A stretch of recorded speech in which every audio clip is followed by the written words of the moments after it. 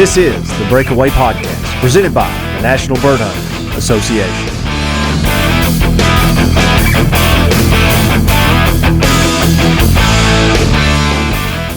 The NBHA's The Breakaway Podcast is brought to you by Purina Pro Plan. Fine-tuned nutrition to promote strength and stamina in the canine athlete and longest-standing supporter of the sport of field trialing nationwide. You can fuel your champion with Purina Pro Plan using various physical and online retailers wherever pet food is sold. Purina Pro Plan. Fuel the champion within. Garmin. Delivering innovative GPS-enabled technology across diverse markets including sports and fitness, outdoor recreation, marine, automotive, and aviation. Garmin. Engineered on the inside for life on the outside. Gundog Supply. The leader in training collars, tracking collars, and so much more. Fast, friendly service, great customer support, and the newest gun dog products on the market. Gundog Supply. We train our dogs with the products we sell. Mule brand clothing and apparel. Outdoor clothing for all sorts of environments and conditions. From hunters in briars and wading creeks to forestry personnel, farmers, motorcycle riders, and utility workers, Mule is clothing for hunters made by hunters for over 38 years. Find your Mule brand gear at www.okieDogSupply.com. Gundog Central. Gundog Central is a centralized location for finding your next dog, whether it be a pointing dog, retriever, flusher, versatile breed, hound, terrier, you name it. Gundog Central is the place to find your next canine athlete. To find your next champion, visit them at www.gundoggcentral.com.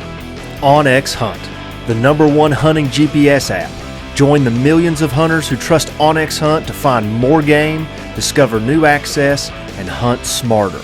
onX Hunt. Know where you stand. And Park Cities Quail Coalition. Park Cities Quail Coalition is a nonprofit organization run 100% by volunteers who are passionate about sporting traditions and determined to make it available to future generations by working to sustain and restore huntable wild quail populations, to encourage and educate interested youth, and to celebrate the quail hunting heritage.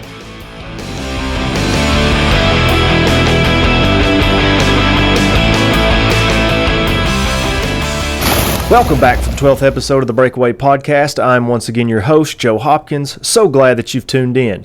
If you enjoy this podcast, or even if you're listening for the very first time, please take the time to tell a friend, like, subscribe, and review the channel to help grow and point others to the podcast and the sport of field trialing that we all love. Our guests this episode are Scott and Tammy Chaffee of Pioneer Kennels in Clare, Michigan. Scott and Tammy have established themselves as top-tier professionals in the competitive world of Coverdog trials for years on end. Scott, a 4-time Coverdog Handler of the Year and 4-time Grand National Grouse Championship winner, has a lengthy history of success on the highly contested Coverdog circuit.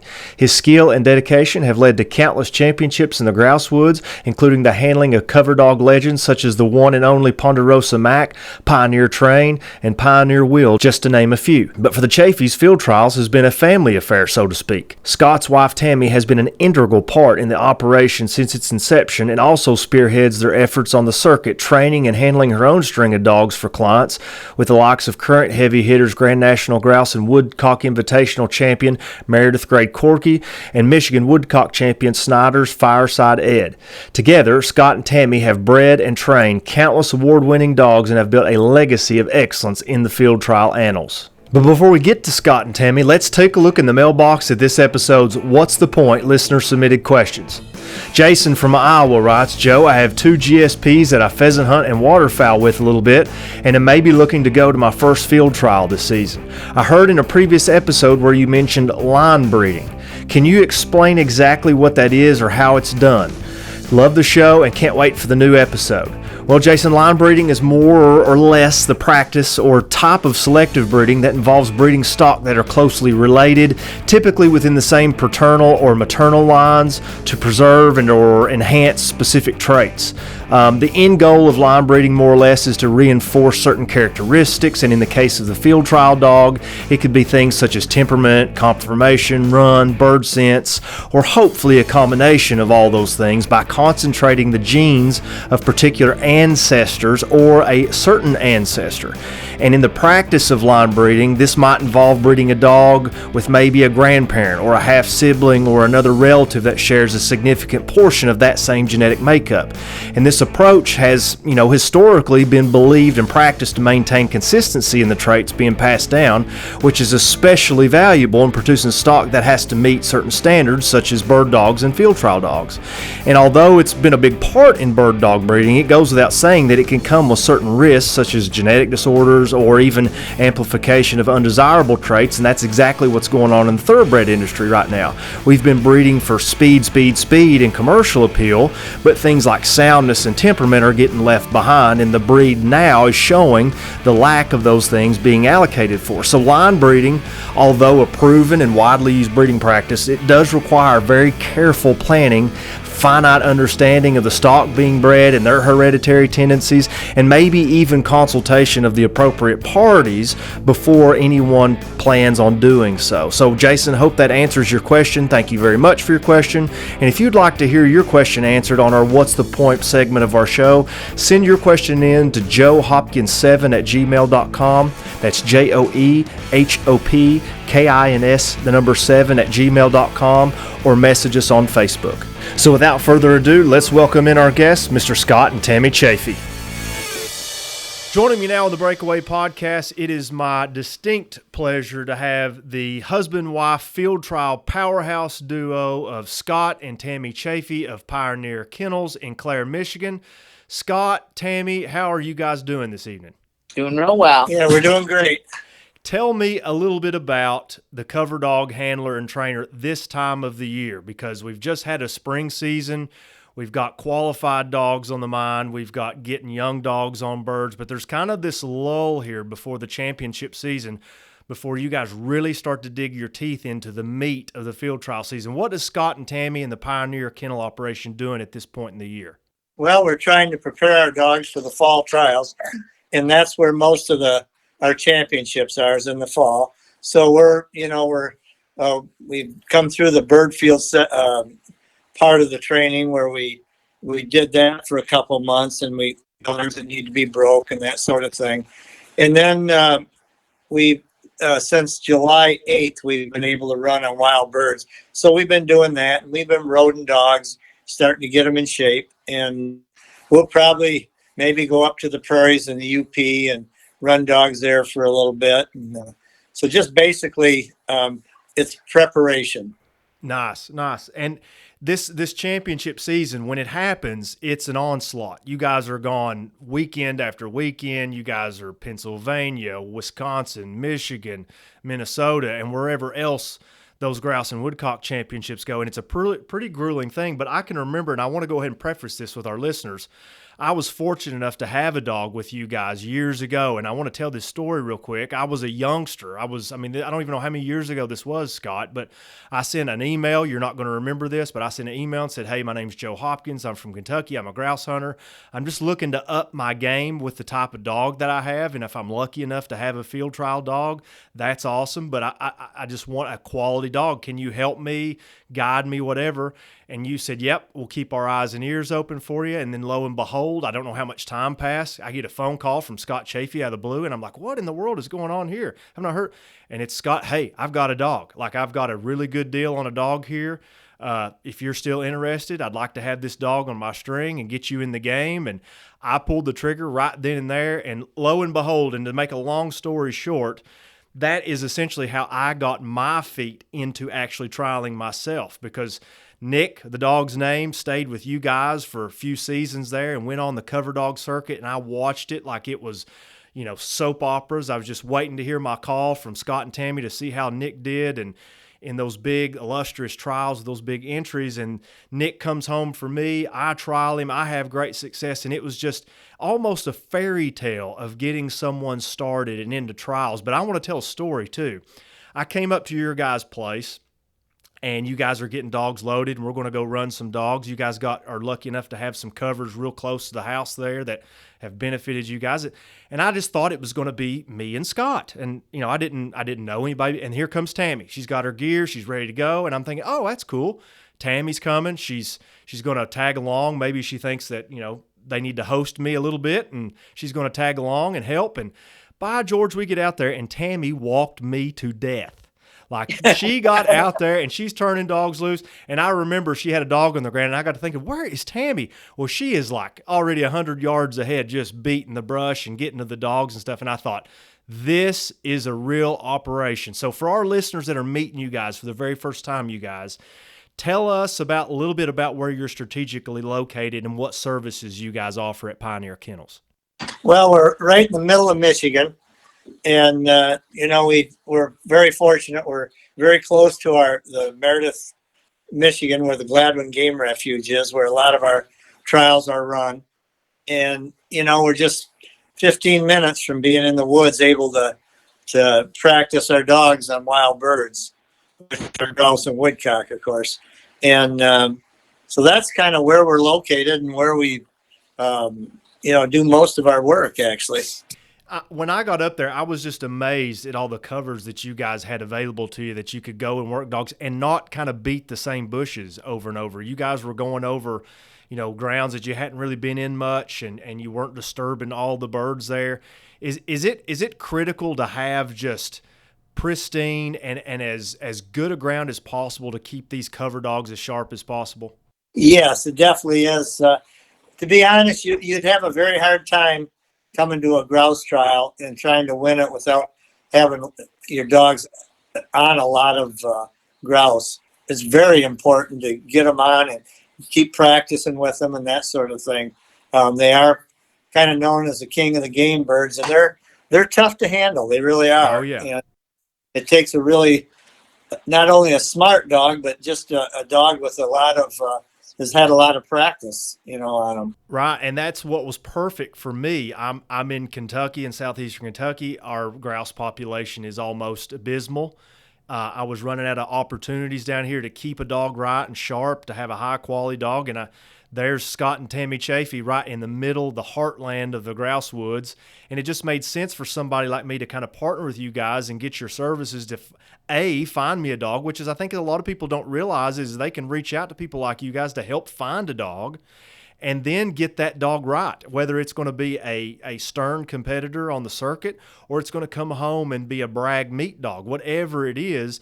That played in so perfectly for me, and we crossed those paths, and it's really helped me out a lot and really got me a step up into my game and helped me understood how the dynamic is and what good ownership is and what can you expect in dealing with a professional that does this day in and day out, especially like you guys. But what I really want to know, because I don't think I asked you guys this when I first met you guys, is how did Scott and Tammy Chaffee find themselves so immersed in the bird dog world like you have? Did you start out hunters or just dog people? How did you get here?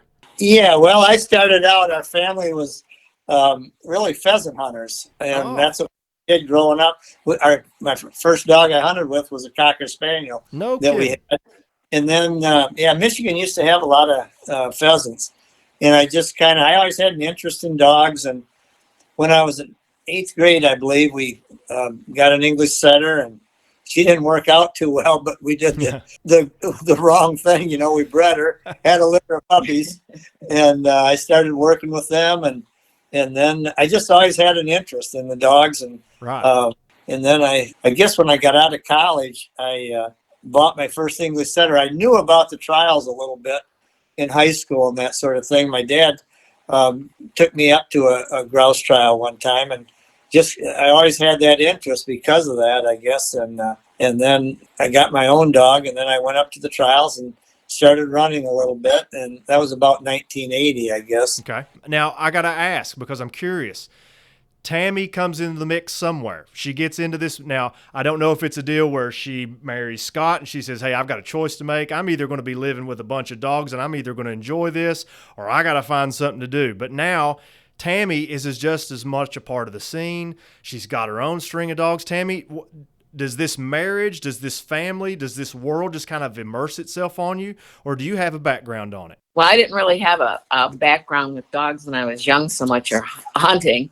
But when I met Skeet in the late 70s and he started doing this, I enjoyed doing it right with him. So we pretty much started at the same time. And I had a little string of dogs too back then when we first started, and competed with some dogs. That kind of morphed into now we started having children and things kind of changed. But we both started about the same time getting into the trials and having the dogs. And back in the late 70s, early 80s. That's even farther back than I would have imagined, but it's an investment in time to have anything successful. And one thing I want people to know, if they don't know Scott and Tammy, I do know that, Scott, you had a kind of a college sports career. So I do know you guys are hard chiseled competitors. You like the competition part of this.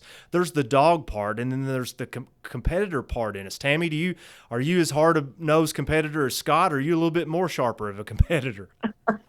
Skeet's nodding at me. I don't think he was the athlete. I figured that. So much, but yeah, I mean, I love the competition aspect of it, definitely, and I definitely like to win. I love being with the dogs and competing with the dogs and having the challenge of taking the raw material of a dog and molding it to be a champion, I guess would be how I put it. Yeah, it's almost like artwork. She did it for, 4 or 5 years at first, and then took about 15 years off or 20 years off while she was raising kids and that. And I stayed at it.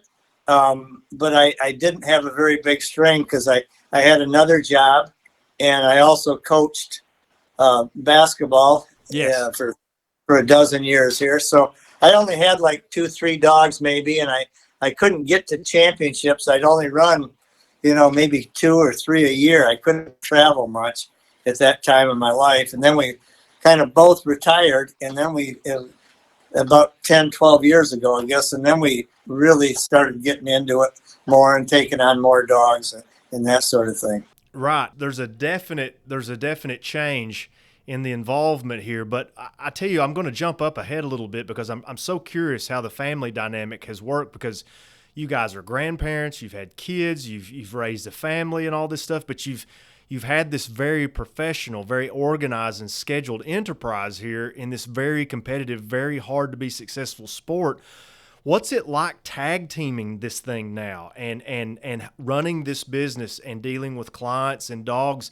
How do you guys operate? Just let us behind the curtain a little bit and tell us what Pioneer Kennels now, with Scott and Tammy equally involved, helping each other, what that looks like. Well, from my viewpoint, I was out of it for 20, 25 years, pretty much out of it with the 2 girls and a career of my own outside of dogs.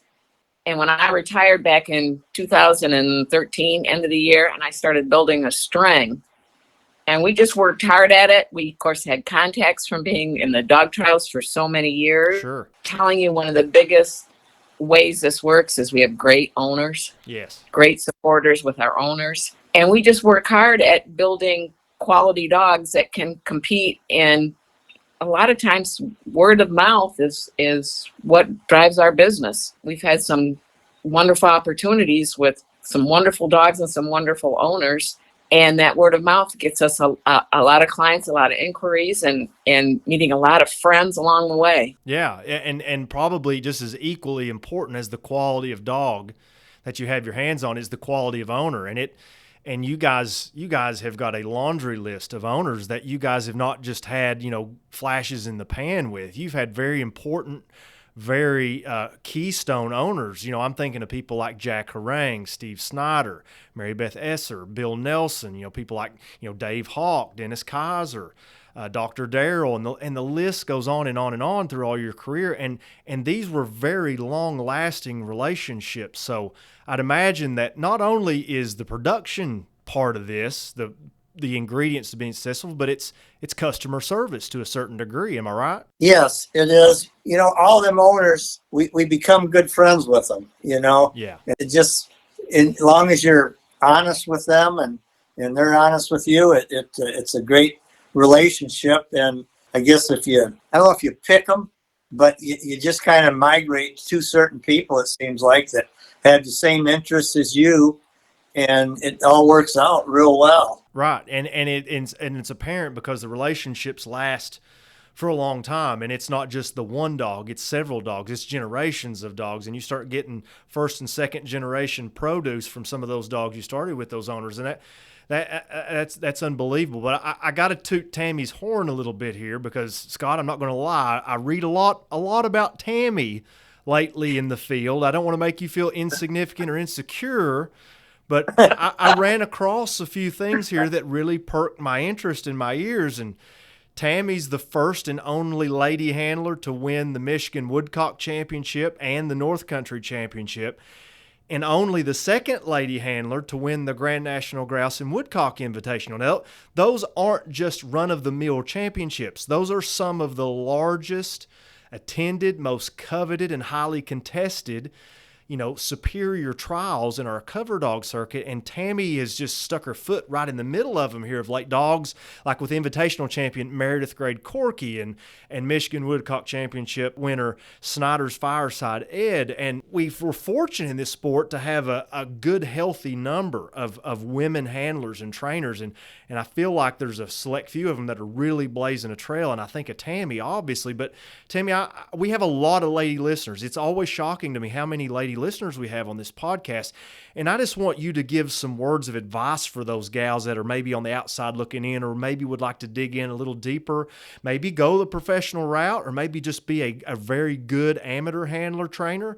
Tell them what it's like to be a woman in this game and be successful in what they need to do and what can be coined unfairly as a man's game. Well, it's definitely a case of there's more men than women doing this. There's no doubt about that. But I guess I'd make something pretty clear is I've never felt unwelcomed or unsupported. Everybody has been very supportive of me and the other women handlers that I've seen in it. So I wouldn't want them to be afraid to go out there and try it like, oh my gosh, it's all men and I can't compete, because I think that's not very true. Sure. I've had success. It takes time is the biggest thing. It's not like you're going to pick up a dog and win. Sure. Right away. You got to work hard. It takes time for the dog, and if you're going the professional route, to build a string that can compete. And, I'll say this, and because I've seen it play out time and time again, both in dogs and the horse industry that I'm in. It takes a very special person to be a dog person or a horse person or whatever, and to be successful in those realms. But by George, you get a lady that can talk dog or talk horse, you better watch out. Because they've got I just find that some of these ladies, they've just got an innate way to really dial in on certain animals and get across. And I don't know if it's the aura that we admit or whatever that is, but sometimes I just see a woman handling a horse, woman handling a dog, and I'm thinking, that's genius, or how do they do that? And I think it's just because dogs in general and animals are built for certain people and certain characteristics and certain personalities. But I have to ask this question, and maybe I'm going to go too far into behind the scenes of Pioneer Kennels. How in the world does Scott and Tammy, how in the world do you guys decide or determine who handles which dog? When we first get them, we kind of will pick one or so. And we kind of do it to keep the numbers equal, because we train against each other each day we're out there. Oh, yeah. So we kind of do that. But then if we notice one dog is not responding to one of us, or we think that it would respond better to the other, we'll try that. And we just try to give the dog its best chances of winning by who he seems to respond to the best. Well, I got to be honest, I was waiting for an answer. Well, Tammy picks what she wants and I take the rest. We do have occasion when the owner will actually state this dog seems to respond to women better. And that's a very true thing. We joke about that, but it's true. Yeah, they will sometimes say that. And as we get to training the dogs, we'll figure out the dog's personality and see who they're most suited to. It's not happened often, but there have been times when one or the other of us gets frustrated with a dog that's in our string, and then we'll say, well, let's make a switch. A trade. Dog does better for you than for me. And if that's how it works out, then that's how it works out. Yeah. I can see scenarios where, maybe Scott's got one and he's just harping on him and he can't get him to turn. He can't get him to even acknowledge he's behind the whistle. And then that one time that maybe Tammy says something or does something, the dog's just all ears. You're probably reading between the lines there and taking the hint that, hey, maybe that's just a change of venue or change of person here that this dog needs. This dog needs to hear this voice instead of mine. And you just make those kind of changes. And that's not a trick a lot of our other pros and amateurs have in their arsenal, where they can, see who is better suited for the dog. A lot of times it's, does this dog suit me? You guys can offer a twofold approach and say, okay, who does this dog fit better with, me or Tammy? That's awesome. That is really cool. You guys have been participating both as a whole in trials for a really long time. I'd just like to hear some of the names of the people, Scott, you and Tammy both, that were, early friends and mentors that kind of helped you, or you always saw at the trial that you always kind of leaned on. Who are some of those early people that just kind of kept you in it and interested in it? Well, I guess the one guy that the first puppy I bought was from Dan Castile. He lived here in Clare, and I started going to the trials with him the first few years. And then I met Scott Kinney up there and his family, Judd and Donabelle. And Scott started working with me a lot. And he actually trained all the hunting dogs that we had come in. And I did the trial dogs, and he did some trial dogs also. And then the Frucci family, they've been very supportive. There were so many. Yeah, there's so many. Tom Novak and Andy Eaton, yeah. There's just been a whole bunch of people that have, we've come in contact with, and everybody's been kind of helpful. They lend their knowledge to you, and it's been real helpful, actually. Yeah, I mean, I've competed in all the jurisdictions or the different disciplines, if you will. And one thing that I really note about the Coverdog world is of all of them, it's very fraternal. Like, it's a very close-knit community. You guys are leaning on each other and helping each other, and you guys have known each other for years. It's almost like extended family. And when you go up there, you're like, man, these people, they're so interwoven, and they've had generations of dogs competing with each other. But when you have that, it probably makes the game more enjoyable, does it not? Yeah, I think it does. You're trying to beat each other. Sure. Everybody wants to win, but if you can still be kind and respect the other handlers, it means a lot. And that's what I think it needs to be on all the circuits. It would help it out if everybody was that way. We have many occasions with all the handlers that we have up there where we actually help each other out. Will you scout for me this time? Because somebody has to be someplace else. I need a scout. And I'll help out somebody with scouting for them. They'll help out me with my scouting, even though they're competing with me. That's what makes us different from a lot of other competitors too. Sometimes you got to chip in and help your competition. And, for some people that may sound foreign, but that's a large part of our game is helping out your competition, because you don't know when you're going to turn around and you're going to need them too. And you guys have, it's mind-boggling for me that you've raised a family, such a good family like you guys have, being ultra super competitive. So I'm going to let people in on a little therapy session here real quick for me. I'm just going to ask you, I've got 2 daughters, 7 and 4. I've got too many dogs, and I want field trials to be as much a part of breathing and stuff like that. I want to go to as many and do as many, but I'm running up against a wall here with some things. There's important stuff I've got to deal with and do, and sometimes I can't make it to all the trials. So you tell me, you guys have done it, been there, grandkids and all the great fixings of this. What's the best advice you can give to somebody in that 30s to 40s demographic that's really hitting the jobs right now and trying to carve out a living, but they still want to field trial? How do you balance family and field trialing? That is a toughie, and that's kind of for each family to figure out on their own. In our case, Skeet kept his toe in it. Always had some dogs. Turned pro in '85. Our daughters were born in '87 and '90. And at that time, I just said, I can do this. I'll keep the house, the kids, and he kept his toe in. And I still got to the trials now and again. And we took the kids. Oh my gosh! Put them in a backpack, and away we went. The first Open Championship, I think Scott won with Pioneer trained Jake. Amber would have been 6 months old. And he, a friend of ours, Jim Sorrells, we carried Amber that hour through that course. Nice. Where he won. So we took the kids somewhat, but as they got older, involved with stuff, the kids kind of took priority, quite honestly. And that's the kind of importance of family. Yeah. Yeah. But the dogs were always there. We always made some trials. We never were out of it completely. For sure, Skeet wasn't so much as I was. It sounds like to me it's finding a balance where family is obviously number one. Don't get in the way of the priorities, but also try to find a healthy balance or that threshold where dogs are still close. Even if it's just 1 or 2, even if you got to kind of concentrate the efforts there to one dog just so you can have the time to be the mom and be the dad that you need to be, or whatever else your responsibilities require. I hear a lot of, hey, don't give up totally, but make sure the house is clean and everything's in order. I want to switch gears with you guys because there's clearly something on the horizon here in the next, few weeks, months, however long it is. And that's something that I used to think about when I was young and read about in the field, and that's the Grand National Grouse Championship, the jewel in the crown of the Coverdog world and circuit. It's right around the corner in early November. What does this trial mean to you guys as professionals? And really, how important is this particular event? And events like the Grand National Grouse and Woodcock Invitational, those type events, how important are those events to the sport as a whole? All championships, of course, are important, but we have 2 national championships a year, the Grand National and the Grand National Invitational.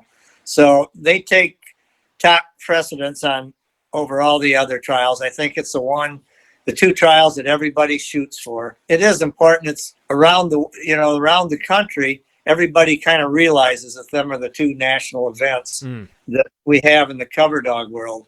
And they get the most publicity. The winners get the most publicity. It's, the dogs that win it a lot of times are going to be the breeding dogs that go help make the dogs better. And which, in my 45 years of doing it, I think the dogs are much better today. Though I think, years ago, the dogs, the good dogs could still compete today. But today there's just so many more of them at that level that it's unbelievable. So that's where I think the Grand National and the Invitational really are important. That they got the most respect around the whole country of all of our trials. Yeah, and I want to touch on that. I understand, because I'm a fan, that those 2 particular trials, they have a way unique of themselves to elevate a dog up above, beyond some of the other competitions and stuff we have. But I want to touch on something. Tammy, what do you think? Scott just made the comment that he thinks some of our dogs now are better than what they were. And I know Scott says that knowing that there's probably some of our ancestors rolling in their graves. But I'm kind of the same school of thought. And I just wonder why you think that is. And I'll just tell you why I think it is I think we've had to become more educated with animal husbandry. We've had to really dive into the psyche and the mind of animals, and we've had to be really pragmatic about how we train with the limited amount of birds and things like that and the loss of grounds. And we're really having to work on us before we work on the dog. Do you guys feel that way too? I think we have such a large amount of good handlers and trainers that you can always go to a trial and observe what they're doing, what their dogs are doing, how they're handling their dogs, what they're doing with the dogs, the type of dogs they're campaigning with. And I think all of that's improved the breeding and the handling. Those are the main things. And we started with good dogs. We just have a lot more of them now. Gotcha. I think about the Grand, though, and I go back to my childhood because it was so far away from me, and it just felt like it was somewhere off in Hollywood somewhere, and I could only read about it and see pictures of it. And I just did some research that I think some of our listeners would be interested in. The early parts of the Grand National started out as, pretty much club trials held on both quail and grouse in the 1910s.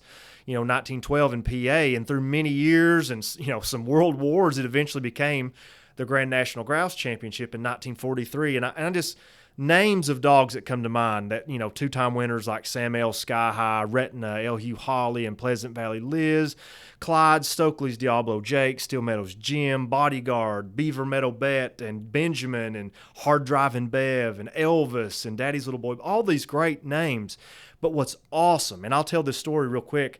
Scott said the networking that happens once a dog wins one of those big ones. I can remember watching when they made the announcement when Autumn Moon won the Grand. And I thought, who has won with that liver pointer up there in a grouse trial? And I saw Scott Chaffee's name. I thought, well, if that guy can win a grouse trial with a pointer, he's got it figured out. He gets my vote. And that's kind of what put you guys on my radar. But within that roster of dogs that have won those 2 great championships, you guys, in your names and your kennel is littered in that list with so many winners from Pioneer Kennels like Autumn Moon in in 2008, like Moss Meadow Traveler in 2013, and runner-ups in the form of Crackerjack Train earlier on in your career, Scott, and Jet's Amy Calamity, Sika, and ultimately and arguably, and this is where we're going to transition to some of our dog talk here as we go down this proverbial shed row of these legendary dogs you've had you guys' hands on. Dogs like two-time Grand National Grouse Champion and Invitational Champion Ponderosa Mac. And this is the dog that everybody I know is just so hungry and thirsty to learn more about, and he's consumed many hours and minutes on the phone and conversation and stuff. So let's just talk about some of these dogs, and let's just start with him. Ponderosa Mac, 8-time champion, 3-time national champion, and 3-time runner-up champion. Bred by you guys, by Jetwood, out of the Scimitar winner Cooper Mountain Pepsi, whelped in May of 2012, which is interesting in itself. Tell me and the listeners what kind of dog this super freak was. What put me in the kennel with him? What kind of hound was he? Well, we whelped him here, and we had Jetwood and Pepsi were both here. They were both outstanding dogs themselves. He started he just wanted to hunt. He didn't run a lot at first, and he just always found birds. He did win the Michigan Derby of the Year or something, but it was because he found birds. Then he started running, and we didn't break him till the summer after his Derby year when we finally. Interesting. Yeah, and then because we don't really run 2-year-olds a lot here in the Coverdog world. It's just too hard to compete against those 5-6-year-olds. But sure. Anyway, he come on and he just started finding birds, and he started running great. I remember one workout I told Tammy, he's just better than our other dogs. Yeah. He's so consistent with what he did. He never picked him up for breaking on a bird or anything like that. I always said about him, Scott and Tammy, and you guys can agree with this, he was the proverbial dog that could find a bird in a Walmart parking lot. There's some of these trials where bird work is few and far in between, but it's like every time you got to the brace that Mac won, and he's the one that dug one out. And it never failed. Yeah, he did. He just always found birds. The thing I thought was so impressive with him, at one point in a 2-year or 3-year time in the 2 national championships, the Grand and the Invitational, he placed in 4 consecutive ones. Wow. Amazing. And no other dog even placed in 2 of them. And He did 4 consecutive ones. And then another really impressive thing, I think, is he's won in all the regions. The here and the Middle Atlantic and the Northeast. He's been able to win in all the different areas, which shows we can't go always and practice in those areas, and the grounds are different. They really are in different places, and he seems to adapt to it, and it was amazing. He was quite a dog. He's really a cool dog. He's in the kennel, around the house here. He wasn't a house dog here. He is now, I think, but he's a real relaxed dog, and he was just a really cool dog to be around. I look back, Scott, and this is so funny, when I had my dog Nick with you guys, and just to be like in that shed row of dogs was so cool in itself for me. But I look back and remember Mac being in there, and I look back and I think, what in the world was I doing there? Like, what did I expect to do with Ponderosa Mac, arguably the best cover dog to ever walk on 4 legs, to be in the same string? But that was such a cool time to be involved with you guys when all that was kind of unfolding. And, Mac goes on to be Purina Cover Dog of the Year, a 2-time Scimitar winner.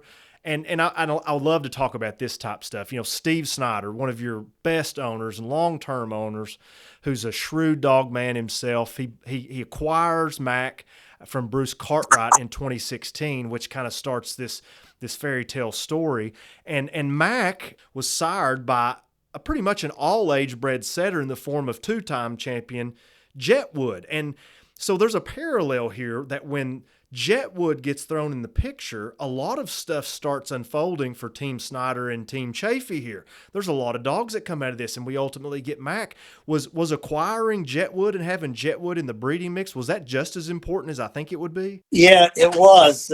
Shared a camp with Jim Michelitz out in South Dakota. He had a litter of puppies, which Jetwood was one of them. He said, I can't keep them all. I got to sell them. And I was really impressed with Jim and all his dogs. His number one goal was they had to hunt. They really had to hunt. And that's Jetwood had that. And so It's funny. We've tried several of the different horseback lines of dogs, but that one just seemed to work. Yeah. It just did. It crossed with Pepsi, who was out of a Shady Hills Billy female. Right. He was a great producer himself. Yeah. I remember there's 4 pups in that litter. I picked him. He was the pure white one. I like that. Yeah. They really show up good in the woods, Exactly. And so I picked him, and it's kind of funny, that story. Tammy just reminded me of a story. She flew out there for a week to South Dakota. Okay, yeah. And I said, we're going to buy one of these pups from Jim. He had 7 of them. Tell me which one you like. And we ran about 3 of them. And she said, okay. And then I put Jetwood down, and he ran about 5 minutes. And she says, that's the one. And it's just proof. A woman knows what she likes, and she's definitive in her decision making. Listen, that's almost unfair to have that kind of arsenal in your decision making process. That's awesome. And Mac, he obviously wins the Grand National Grouse Championship twice, in 2018 and 2021. He was runner-up in 2017.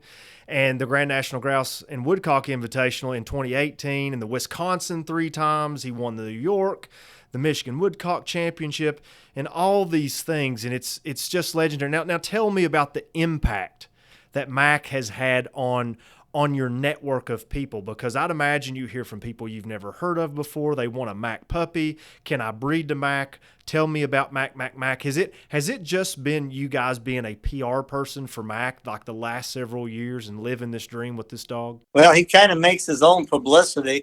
It's amazing too. He won 3 championships his last year at 9 years old. Wow. Yeah, people come here and they look over at the kennels and they say, where is he? Which one is he? And they call him a legend when where's the legend? And it's kind of cool, but we didn't have to promote him that much. His puppies speak for him. His puppies kind of speak for themselves too. I think there's at least 5 Coverdog champions out of him now, and I know there's some in the shoot to retrieve and some other areas too. So he throws good dogs, and so that's kind of, we haven't had to really publicize him very much. And just like his daddy, Jetwood, it's the good ones, the really good ones seem to get good ones. And Jetwood could get good ones. Mac is obviously getting them across disciplines and jurisdictions, all the way from shoot to retrieve to in his own neck of the woods in the Coverdog circuit and all that. And I just know countless people. I mean, and these are people that are so far away from field trialing.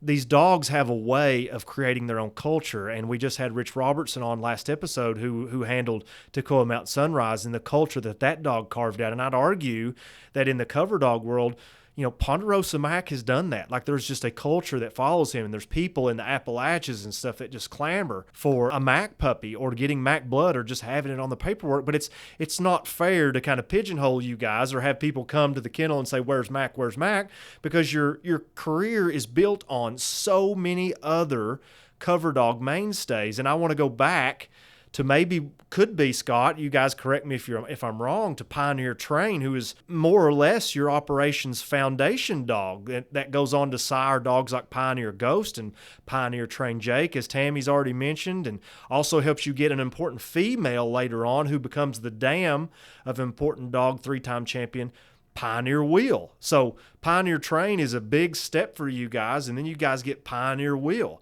Tell me about that progression in that time frame, Pioneer Train and the Pioneer dogs all the way up to Pioneer Wheel. Well, Pioneer Train was like my second dog I ever got. And that's not even fair. And he wasn't a great bird dog at that when he was young. He just ran. He liked to run. And then he won the National Amateur Grouse Championship. Larry Dugan handled him.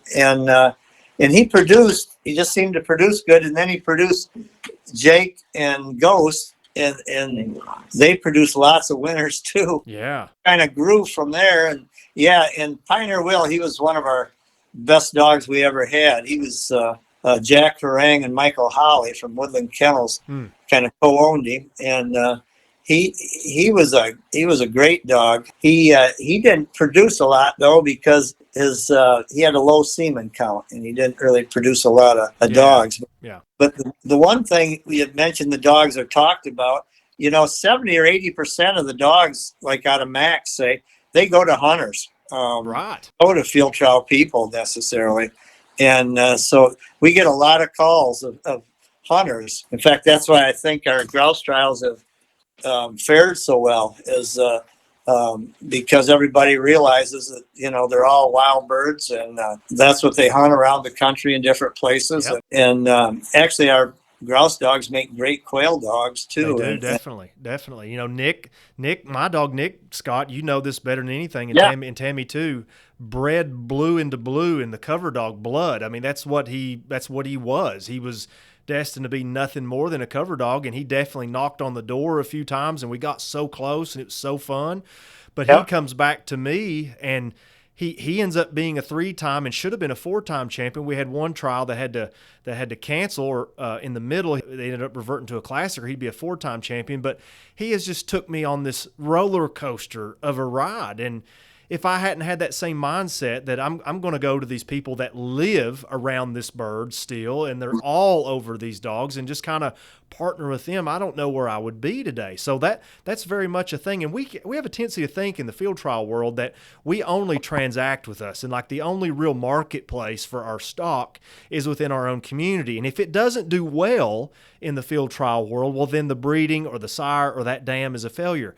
That is so far from the truth, because I'd hate to know how many hundreds and hundreds of hunters that you guys have put into what's probably been one of their best hunting dogs they've ever had in their life. Is that just as satisfying as winning a big one? It is satisfying. I don't know if it's as satisfying. There's the competitor. I told you he was a sharp competitor. But yeah, it is satisfying. It's great to hear that when people call and tell you how they love their dog and how good it's doing for them and all that. It's really satisfying, and it's just one of those things that it just happens, and we have the opportunity to go all over the country and hunt birds in different spots, and it's brought on by these dogs. Really, that's the reason we've met these folks and had the opportunities to go hunt with them and that sort of thing. Man, that is so good. And that's the best part about being in this game, whether you're a pro or an amateur.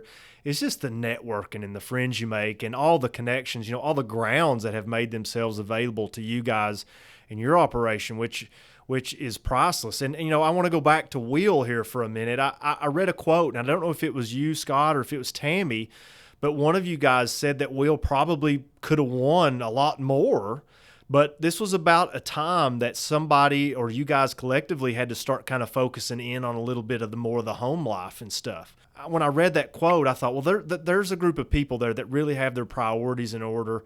They've had this great dog who I just heard Scott say was probably one of the best ones he's ever had, who probably could have won more, but we had to make choices from home over sport. And that always rang out for me. Is that true? Yeah, it is. You got to keep everything in perspective, and you got to do the family things first. And it reminds me of a story once that we had with Will. They had a trial in Pennsylvania, and he was a leader for the Coverdog, the National Dog of the Year.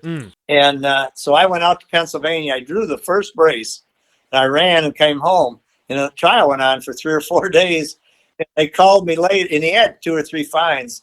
And they called me later and said, you won it. So, I couldn't even stay for the announcements a lot of times because we were so busy. Yeah. And but yeah, he could have definitely won some more championships because he just had that ability. He was just a beautiful running dog, and he found birds, and he could have won a lot more. But that's when I was only running 1 or 2 championships, usually, or 2 or 3 a year. Wow. So, and I'm going to say this, and this is nothing new to you guys, but this might be during a time where you're only hitting a few championships and stuff, but it's only made possible because you've got a partner in Tammy that held the fort down or made the parts move behind the scenes in order for that operation to keep going. And it was very sacrificial to that to do. And now it's propped you guys up on a foundation. And, Will, I think, was an honorary legend of the Coverdog world in 2017, cemented. He's Scimitar Award winner, Foster Award winner. He won the 2002 and 2004 Grand National Grouse and Woodcock Invitational at 9 years old. And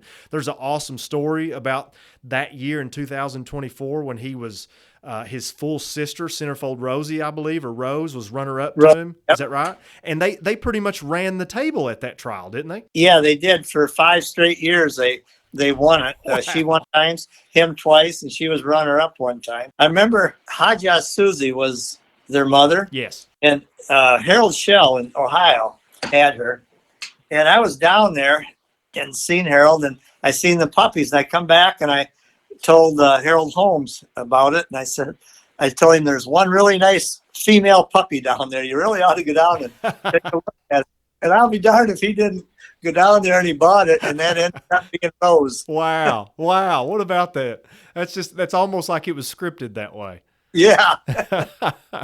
Hey, I want to ask you too, just selfishly, about those 2 trials, the Grand National Grouse Championship and the Invitational. Tammy, I hear people that talk about the Grand National, and that's it. But I kind of listen to you Coverdog people, and you guys have got the mutual and equal respect for both events. But I almost think that you guys almost tip your hat a little bit more to the Invitational, just because it is an Invitational. You have to be invited. You've had to have put in the work and had the accomplishments and stuff to even get invited, much less win it. And you now are so familiar with only the second lady to handle and win that trial. Is that the case? I mean, do you guys kind of look at the Invitational and say, yeah, I really want to get that one? Very, very difficult. I mean, just getting invited, to me, and I think to both of us, is quite the accomplishment. I mean, it's almost like the World Series in baseball. You've got to win all year to get there, to begin. And then once you're there, now you're talking 3 days in a row, an hour every day, and you better be able to have multiple bird finds and stay polished on them. It's tough. Dog and handler. Like, I can imagine the cortisol dump it is while you're out there running, and then it's over, and you got to know you got to do it again, and then keep it together and stay sharp. And what people don't realize about your world, and this, we're in if we're being honest, we're in a period of a little bit of retraction here in numbers globally in our game. I can't say that I'm horribly worried about it. I think natural forces act upon it, and we need to be proactive in getting more people. But I look at the Coverdog entries, folks, and we've still got 50 and 60 dog entries pretty regularly, and then the championships, they're just chalked up, and those poor judges are in the saddle for days on days. And the game up north in the Coverdog woods does pretty good, barring what else is going on in our world.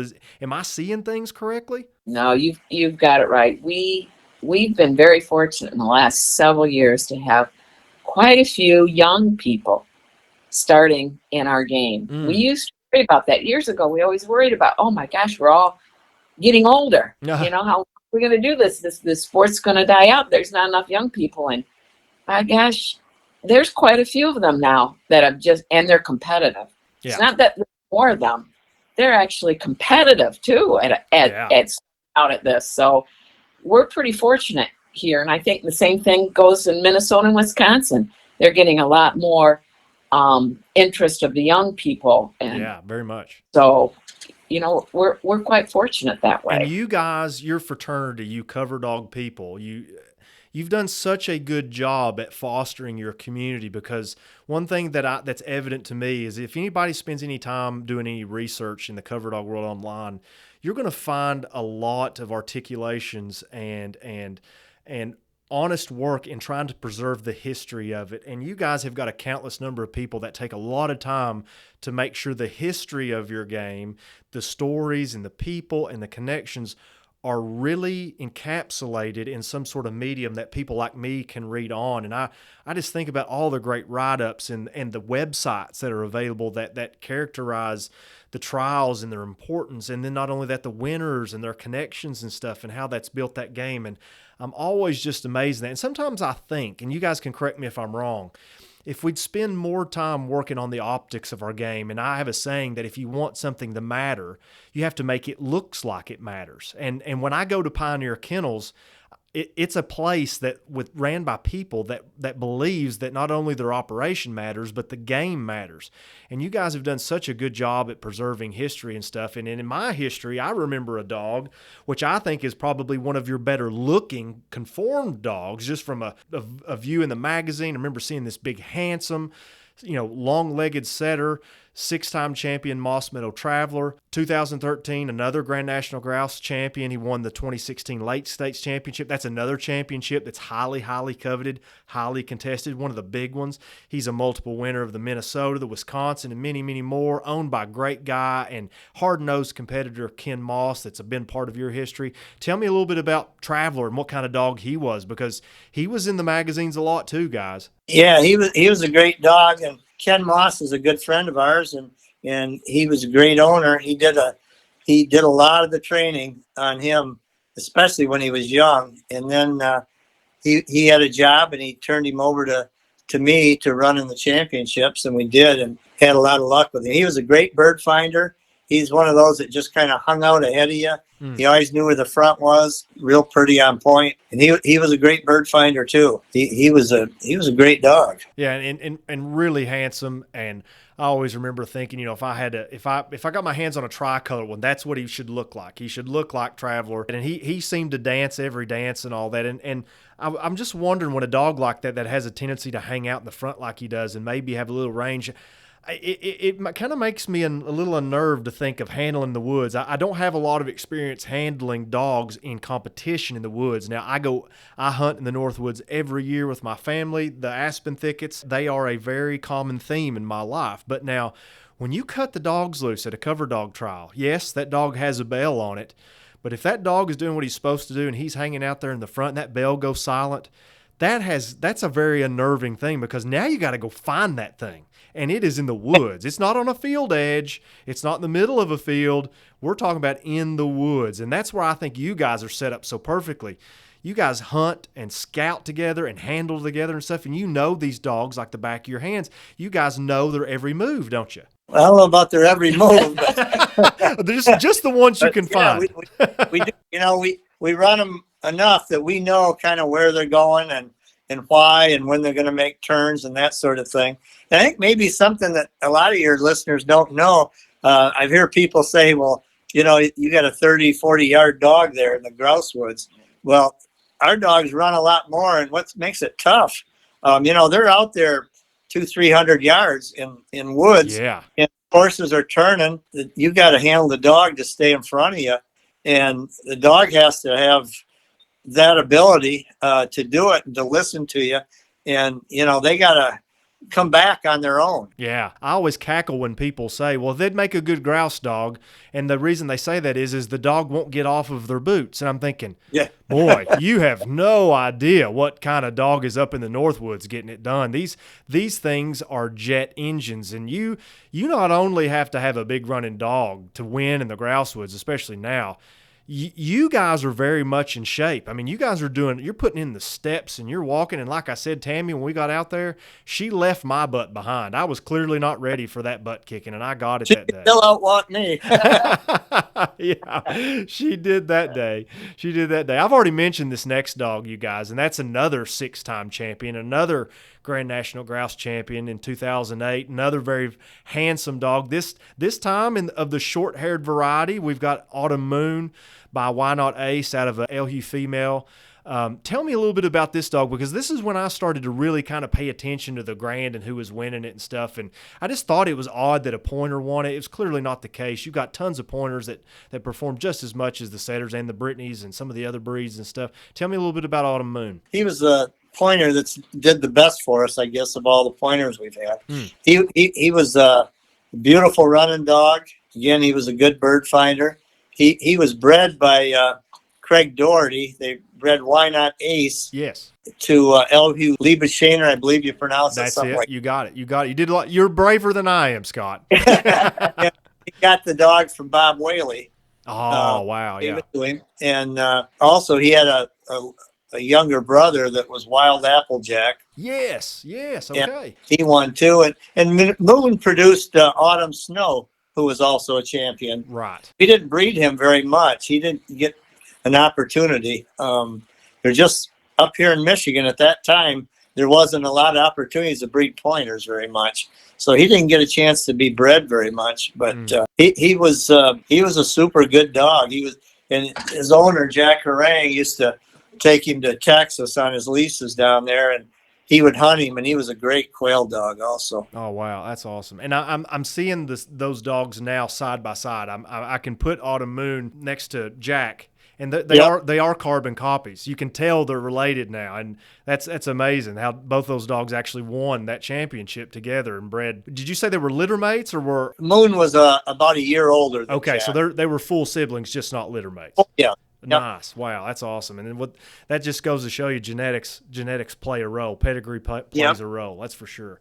I'm thinking of another dog too. One dog in particular that I used to compete with down here in Kentucky every now and then that you would bring with you, and our good friend Dave had, and that's Quail Trap Will, but not necessarily Will in a sense, but his mother, 4-time champion Quail Trap Sadie, who was by Emmy's Applejack.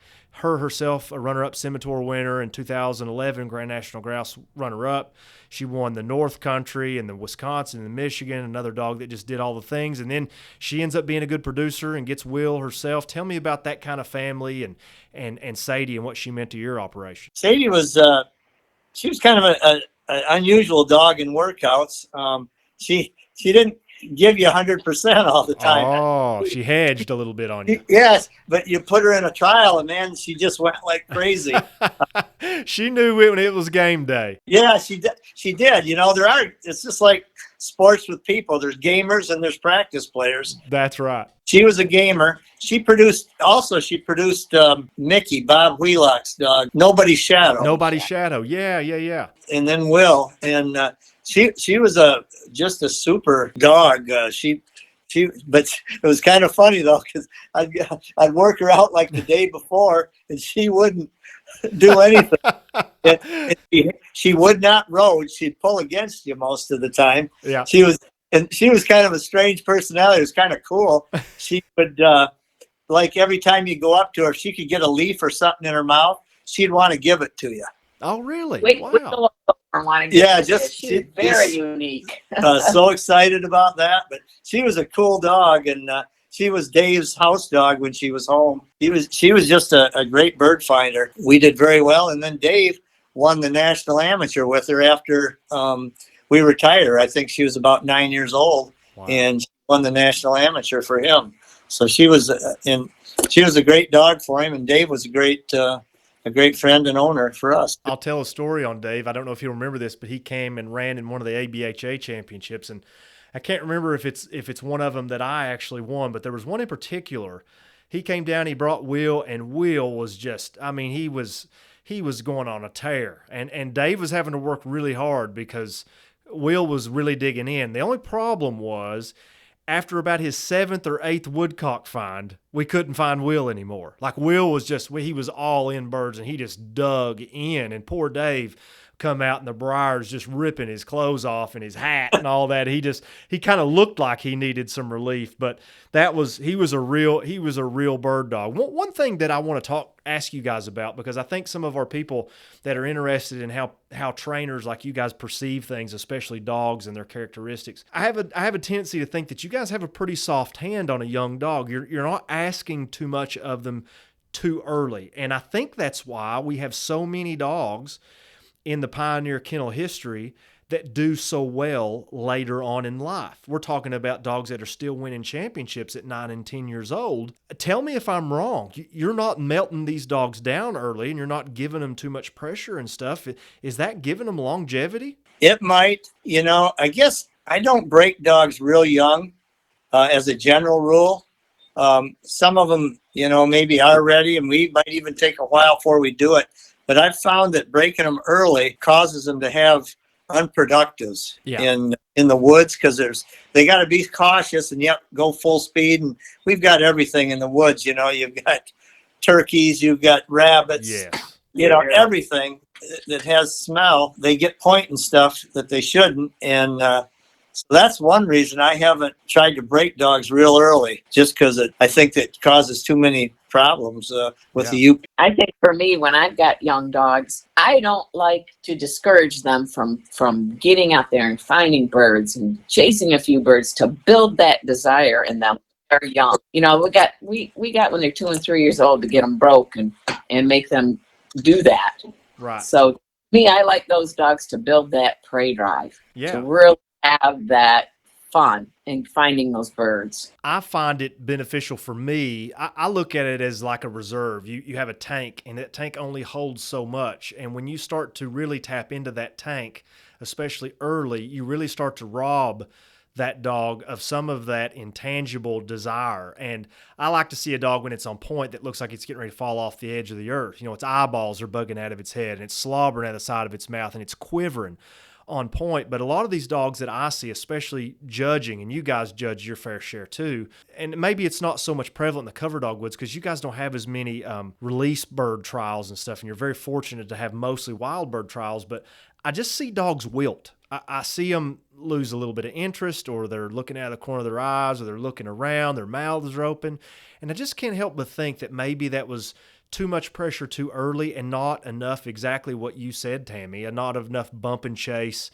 be a puppy, fun, everything fun, and really get that prey drive built up. Yeah, you want them to sparkle. That sometimes can be the difference between winning and losing, That's a great point. Well, you guys could obviously just write books on dog psyche and understanding and training and all those great things. And I just wish we had more time to dive into that. But now I want to talk to you guys a little bit about some 30,000 foot views of the sport as we look about. And I know you're in the cover dog world, but I try to picture us all together. I know we have our segments that we really hone in on and care about, but just like in the example with Jetwood, there's Jetwood, an all-age bred setter that has a momentous curve, or at least contributing to a curve in the cover dog pedigrees through MAC. I think we have to look at things globally instead of, well, our game's doing good and the other games are suffering. That's their problem. They're not. I just want to know, like from you guys that have spent, a career in this game and all the great owners you've had and all the successes and all the trials and tribulations and stuff that go along with running an enterprise and competition. How does Scott and Tammy both think, like, what's the keys to growing the sport? How do we get more eyeballs on it? Where's the entry point for people? I think in a lot of the cases, the entry point in the cover dog is puppy stakes. They bring up their puppies, and puppy stakes are fun. They get their feet wet with doing it.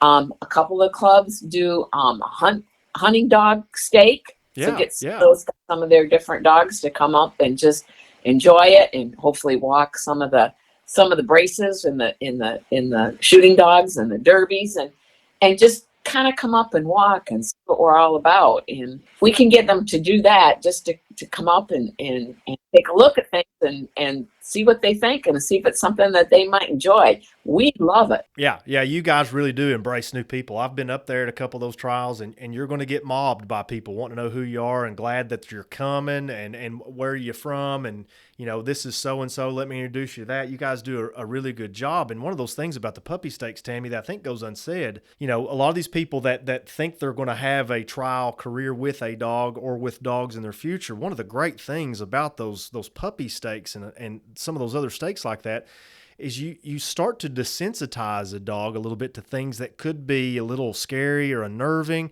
You get them used to horses, other people's voices booming, and other things that dog is going to help that dog not only be a field trial dog if its career goes that way, it's just going to be a more well-rounded individual ready for what you and the world throw at it. Is that right? Yeah, I think they need to be realistic when they come up. Some people, they kind of think this is a glorious type training that trainer and so forth, because they see you're winning and so forth. But you got to realize you're going to lose a lot more than you're going to win. Yeah. You're going to be out there in the woods by yourself or whatever, and you're going to be, the mosquitoes and the deer flies are eating you up. The thorns are cutting you up. The dog's not listening. It's not all glory. I think he's trying to tell you it's not a terribly glamorous sport. You're ready for the trials. I've not seen pictures of Scott Chaffee in Vogue magazine, so I'm going to assume it's not so glamorous. But I do think that. I think it serves two purposes, like the puppy stakes and stuff that you guys that you run a lot of. Don't think that those things are like super competitive. I mean, there might be the odd person here or there that's just hinging their life's decision on a puppy winning, and that's not what that's about. Like those things are meant to get you there. have fun with your dog, introduce you to new people, introduce your dog to new things, and then hopefully that will lead you like into a world of trial. And even if it's not that dog or future dogs, to get you connected to that breeder that can get you that quality or caliber dog, just like you guys have set so many people up. And good ownership is one thing that can't be unsaid about you professionals, and it's clear that all you good professional handler trainers have one thing in common. That's quality ownership. And one thing that I tell people all the time that say, hey, I'm looking to put a dog with so-and-so, or I want to put a dog on a professional string, what's advice? What do I need to expect? The first thing I tell them is, look, I think all of you guys, Tammy and Scott especially, would tell them from the get-go is in order to be a good owner, in order to have a chance at having a longevity in the sport, is you have to be able to roll with the punches. And just like Scott said, there are more bruises than there are victories in this game. You're going to fall short. I remember Scott called me one time. I think it was the Michigan Woodcock Championship, and Scott said, hey, we had a good piece of this. I felt really good, and we just got to the end. The dog made a mistake, and then it was just like, oh my gosh, right at the end, it just kind of fell apart.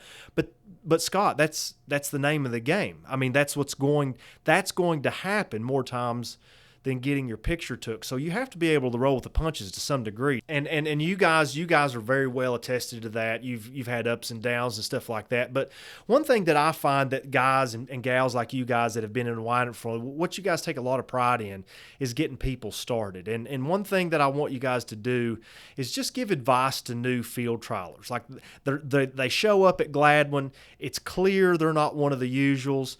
They're there, and you can tell they're just trying to see what this is all about. What kind of advice would you give those people? Well, I think one thing more than the ribbon or whatever that you may win, you've got to be happy with your dog when you're done. If he does a good job for you, be happy. That's the victory. Yeah, you got to enjoy it. If you enjoy being in the woods with your dogs, and to me, when I look at what these dogs do, it's amazing to me. It's amazing to think what makes a dog smell a bird and point it. I'm telling you, Tammy, I can't agree with you more. I've worked in the thoroughbred industry, and I know that gets coined as the sport of kings. But then when I look at what we ask our field trial dogs to do, I just can't help but think this is the most unbelievable, just almost spiritual thing what these dogs are able to do in unison with the handler. That partnership is really something special when you get it. When you get that partnership with a dog, it knows what you want. You know what the dog's going to do. That's pretty special. That's a long-term thing with a dog that you've had for a while, that you've trained from a youngster into a championship competitor. Yeah, and we can't be lost on this. To be qualified to be in a championship is a big feat. Like some people, most people, you're not going to win a championship. That's just the reality of it. It is a special, very special thing to win a championship. But to get in a championship, to be qualified, means you've done something to step into that company of elites.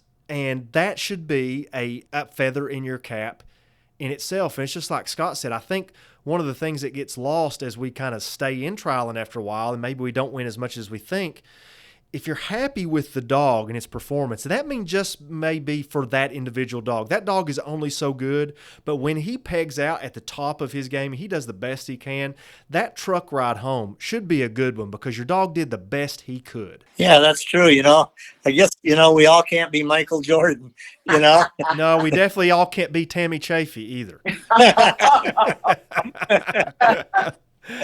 I've heard Skeet tell a number of people when he's got to give them maybe disappointing news that, hey, I'm not sure that this is a dog we should go on with, that you want to go on with, but that doesn't mean the dog isn't a very worthy dog. Just because it can't compete in a Coverdog trial doesn't mean that the dog isn't a worthy dog. It just needs to be where it fits, where he can do his best. Perfectly said. And that's kind of the vein I was in, trying to figure out. I wanted to take a shot at having a field trial dog and having a dog that was at least competitive, but I knew worst case scenario, if Scott made that call to me or if Tammy made that call to me and said, hey, look, we don't think this dog is going to be a viable competitor with the capital outlay it takes to keep a dog on the string, but this dog's going to be a good hunting dog. I considered that a win in itself if it did fold out that way. And lucky for me, it proliferated and turned into this thing. I want to know how that phone call goes, and how do you guys, I'm assuming honesty is just the best pill to deliver, but you guys have clearly had to make a lot of those phone calls where you say, hey, the dog, he or she's just not going to make it or cut it. I don't want you to burn your time and money into this and stuff. Is that the key to running a really good professional outfit, especially in our competition world of dogs, is to just be honest about what the dog is, whether you lose that client or not? Yeah, it's a tough call when you got to call somebody and tell them, they've sent you their best prospect or whatever, and you got to call them and say, he's not going to quite make a champion here, I don't think. And, and I've made mistakes too on that call, but to be honest, we're only interested here in dogs that have the potential to become a champion. Right. Most everybody takes it because they trust you. They take it just fine, but occasionally somebody will get upset, and next thing another trainer has the dog or whatnot, and that happens. Yeah. But basically most all the time, they trust us, and it's like it's a waste of your money and a waste of our time to keep going on with this dog. And we don't keep any dogs here just to get a paycheck. We really don't. Yeah. And so you just got to be honest with them, and most people believe in you, and they'll say, yeah, okay, we'll try another dog or something. There it is. And you told me that. I don't know if you remember that, but you said, hey, look, let's evaluate this. Let's see where it goes. We're obviously taking a chance here. We've got what we think is a good prospect, but that does not mean that Nick is going to make it. So let's give it a chance. Let's see what happens. And your advice is, hey, if this doesn't work, let's cut our losses in enough time to where we can move on to the next one or whatever and get this dog to the proper place where he or she belongs. And like Tammy said, if that's the end of the road as a hunter, but going on and hunting the world or wherever, that dog's going to be great. But you guys, especially, evident with the list of dogs, the rosters of dogs that you've had, and I invite everybody to go to pioneerkennels.com and look at that roster of champions that you guys got, and those beautiful pictures and all those memories that are accompanied with that, and how cool that is. But champions is ultimately what you guys are interested in, and breed shapers and things like that. And you guys have a fine-tuned eye to what that looks like because you've spent decades in this game. And I can't tell people enough, if you don't have time and you do have a little bit of disposable income and you love dogs, lean on a professional. Find a professional that speaks your language, that comes from a background like yours, that you have some camaraderie with, or that you just enjoy being around. And lean on them to not just train a dog. I mean, you guys train a lot, but where I think a lot of the pros get left out with regards to the services they offer is sourcing potential and prospects, which is exactly what you guys did for me. You guys hear the scuttle that this dog's for sale or this litter is going to be coming down the pike, and you guys can be starting to think about that hunter or that established trial that wants a new stock, and you guys are plugged in constantly to those veins. Yep.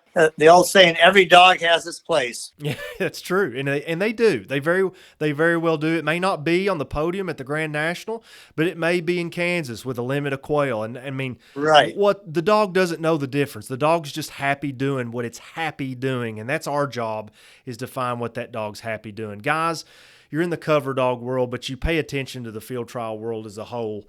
Look at our sport as a whole, and maybe you only want to focus on the Coverdog world because that's your expertise. But where do you see our game for people like me, the younger generation, 15, 20 years from now? How do you see the sport? Do you see it growing?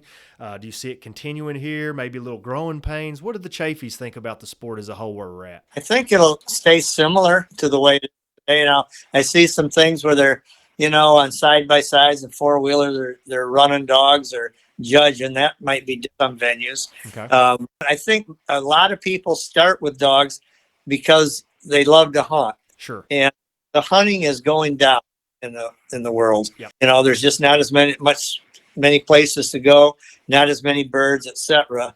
And I think that will be one of the biggest things that would hold it back from growing. I think one thing that occurred to me, and I had a younger participant several years ago say this to me, I just wonder how much technology is going to start influencing some of the things we do. Oh, that's a good point, Tammy. Said to me, why if the point is to try to find this dog on point, aren't we just using the garments to go do that? Which to me takes a little away. Yeah. But not the younger generation where I tease everything I do either. And I'm curious about where that might go. Sure. And it's a valid question, and it doesn't matter on what side of the aisle you're on. Depending on if you include it or not will have major ramifications, because clearly the world revolves around technology now. And I'm not going to name any names, but I had a conversation with a high-profile individual in our game, and they brought that up. They could not understand why our sport in particular, or the American field, banner of sport, had not just incorporated the Garmin. And we say that, we know what that means. That means the handler trainer has the tracker or that Garmin in hand, looking and seeing where the dog is at all times. And a lot of our listeners that don't realize this, or maybe listen for the first time, is when you're handling in a American field sanction event, you're on your own. There might be a bell in the Coverdog world, and that's a normal historical thing. But in most of the other trials, you've got a scout, and you just have to rely on the ability to find that dog when it stops moving. And that doesn't sound too hard, but once you get out there and you're on thousands of acres, it's like trying to find a needle in the haystack. So I see what you're saying, Tammy. Some people are over here saying, hey, you've got this. Why not use it? Wouldn't that take a lot of the guesswork out? Wouldn't that be easier and stuff? But then there's people, and I got to say, I'm in your camp. I think it takes away a little bit, because there's an art and there is an innate, intangible ability and skill for people like Scott and Tammy Chaffee and the great people on top of our echelons in this game that have a innate way to find that dog when it's on point. They know the mannerisms, and they've studied, and they've been boots on the ground and boot leather spent on these dogs to know their mannerisms. So I'm with you on that. I think technology is a good thing, but I don't know where it fits. You know what I mean? Yeah, there's something to be said for knowing where your dog is, knowing your dog, where to go find him. Even with our dogs, and I think Skeet will repeat this with me, when we hear a dog running and the bell stop, we can tell with a particular dog if that dog's just stopping to listen or that dog's hit point.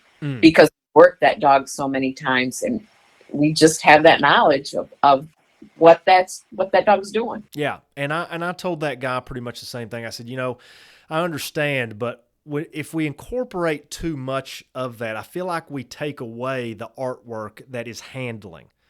The handler that can dig that dog out of nowhere just because they've just got this relationship and hundreds of hours and birds spent and all that to dig it out. And I think that's what makes handlers like artists. We pay professionals to do what they do best because we like their product. We like their artwork. And I think that's part of the artwork is those handling skills like that. So that's a really good take on that. Guys, I've been a little bit selfish in this interview because I know you guys, and you guys meant a lot to me in my upstarting in this sport. I'm not necessarily in the Coverdog world anymore, but I gloated over it as a youngster. It was the only thing that mattered. And I remember seeing the Chaffees and Pioneer Kennels and Ghost Dog this and Pioneer Dog that. I knew I was going to have the Chaffees on in some form or fashion and spin their wheels and let people hear the history and their takes on stuff. But I also want people to be able to connect with you guys like I did. And I want them to know people like you, and not just the Chaffees, but many other people in the Coverdog world and trials. You guys are so approachable, and you guys might not have time right then because a lot of times you're running dogs and you're doing chores and cleaning kennels. But you guys do have time to talk to people that have nothing to do with field trials, that may be a owner or a buyer of a puppy and stuff like that. And I want those people to be able to connect with you. How do people get in touch with Scott and Tammy Chaffee at Pioneer Kennels? Probably the easiest way is go to our website, pioneerkennels.com. And we're on Facebook too. And our emails on there and our phone numbers. And we're always happy to talk to anybody. Yeah. We're here to, accessible. Yeah, we're accessible, and we'll be happy to talk with you. And what better advertising than 2 for 1? You get Scott and Tammy Chaffee. And I know one of those is pulling more weight than the other. We're not going to say who, but what a deal. What a deal. And that's great.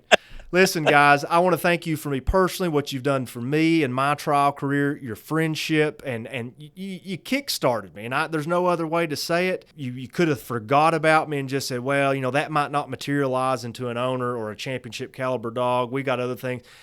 You kept your eyes and ears out, and you thought about some poor little old boy in southeastern Kentucky, and you got him a dog, and lo and behold, now he's addicted. He stays in trouble with his wife, but by George, he's had the time of his life because of the... We don't do that. Now, wait a minute. I need to blame it on somebody. Guys, Scott and Tammy, Pioneer Kennels, thank you guys so much for coming on the Breakaway Podcast. Thank you, Thank Joe. you. Yeah. That was the Breakaway Podcast. Thank you so much for joining us. If you enjoyed the podcast, please tell a friend, like, and subscribe to all of our social media platforms to stay up to date on everything National Bird Hunters Association and all other field trial related content. But hopefully, we'll see you next time at the Breakaway.